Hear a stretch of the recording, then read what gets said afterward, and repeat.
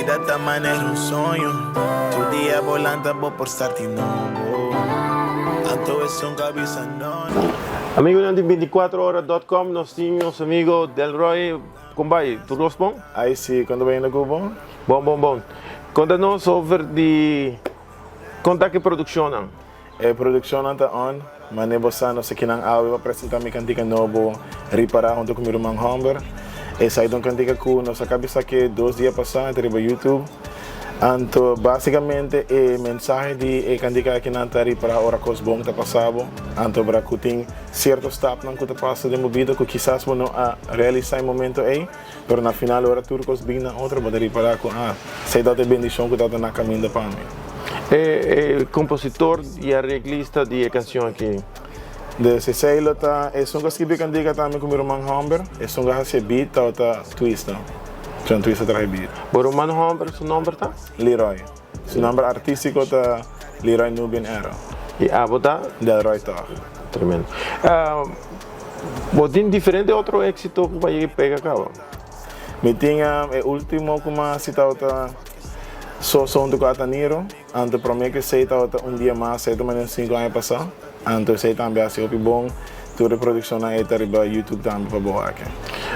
Quanto tempo você está produzindo canção?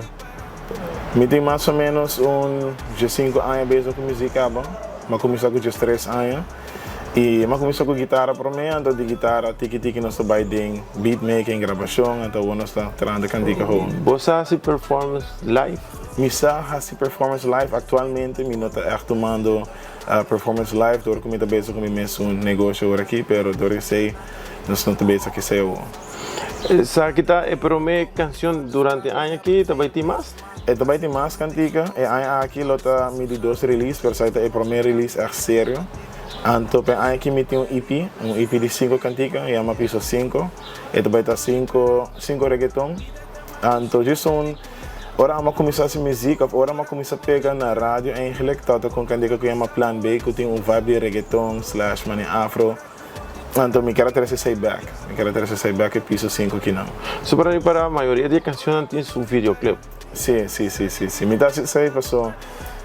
Na Aruba, em geral, prefiro o visuals, que é o bom. Em vez de escutar o som, que é o quem botar conto com a sua em cada outro, então assim, né, candidato dá assim melhor.